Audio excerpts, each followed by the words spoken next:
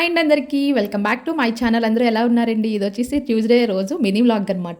Actually ఆ రోజు sweet potato పులుసు పెడదామని చెప్పేసి అనుకున్నాను. సో ఇంక ఎలానో పులుసు అయితే కొంచెం దాంతోపాటు మంచిగా ఏమైనా బజ్జీ లాంటివి వేసుకుంటే బాగుంటుంది కదా అని చెప్పేసి చూస్తే ఫ్రిడ్జ్లో అరటికాయలు ఉన్నాయన్నమాట. ఇంకా అరటికాయ బజ్జీ అయితే వేసాను. సో దానికి సంబంధించి తొందరగా కట్ చేసుకుంటే ఈలోపు మా రుద్రాంశ్ వచ్చి నాకు అరటికాయ బజ్జీ వద్దు, నాకు బంగాళదుంప బజ్జీలు కావాలని చెప్పేసి అన్నాడు అనమాట.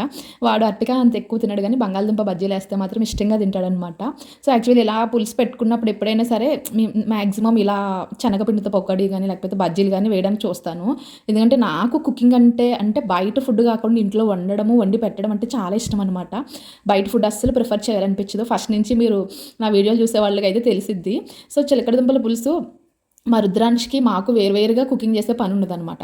కొంచెం కారం వేయకముందు వాడికి తీసేస్తే సరిపోయిద్ది. ఒక పక్కన ఇంకా పొయ్యి ఖాళీగా ఉన్నప్పుడే పాలు మరగబెట్టేసి పక్కన పెట్టేస్తాను. ఈ పిల్లలకైతే ఇడ్లీ అయిపోయింది.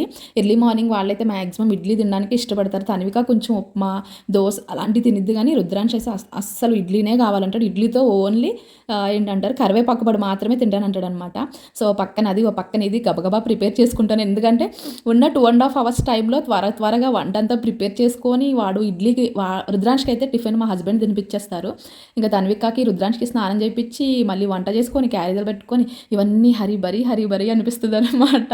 అసలు సండే వరకు సాటర్డే వరకు బాగానే అనిపిస్తుంది. సండే హాలిడే వస్తుంది కదా, అసలు మండే వచ్చిందంటే అబ్బా ఎందుకు వచ్చిందిరా అనిపిస్తుంది అనమాట నాకు.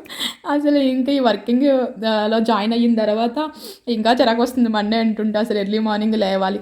నాకు హాలిడే టైంలో మెలకువ వచ్చేస్తుంది కానీ వర్కింగ్ డే టైంలో అస్సలు లేవాలనిపించదు. అందులో ఇంకా చలి చూస్తే చాలా బీభత్సంగా ఉంటుంది కదా, అదొకటి మళ్ళీ. సో ఎంతైనా అనుకుంటాను అనమాట పూజ ఎర్లీగా చేసుకోవచ్చు అని చెప్పేసి, కానీ ఎలా అయినా లేట్ అయిపోతుంది. కంపల్సరీ టైం అయితే సెట్ చేసుకోవాలి దానికి సంబంధించి. అసలు ఇలా టీచింగ్లో జాయిన్ అవ్వక ముందే ఎవ్రీ ట్యూస్డే కంపల్సరీ మా ఊర్లో ఉన్నప్పుడు సుబ్రహ్మణ్యం స్వామి టెంపుల్కి అయితే వెళ్ళేదాన్ని. అసలు చాలా అంటే చాలా మిస్ అవుతున్నాను టెంపుల్ నిజంగా. అసలు అంతా హరిబరి లైఫ్ అయిపోయిందనమాట.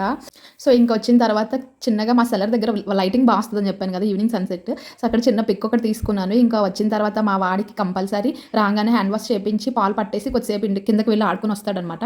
అప్పుడు మళ్ళీ స్నానం చేయించి ఫుడ్ పెట్టేసి ఏమైనా వర్క్ ఉంటే చేస్తాడు. ఒక్కొక్క రోజు వర్క్ చేస్తూనే పడుకుని పోతున్నాడు అనమాట. సో ఇంకా మా అత్తయ్య మన వచ్చినప్పుడు నూకలు తీసుకొచ్చారు. కంపల్సరీ నాకు నూకలు ఉప్మా అంటే చాలా ఇష్టం అనమాట. కంపల్సరీ వచ్చినప్పుడు తెచ్చుకుంటాం. సో ఫైనల్గా మా ట్యూస్డే అయితే ఇలా గడిచిందండి. ఈ వీడియో మీకు నచ్చినట్లయితే please like, share and subscribe to my channel for more videos. Thank you.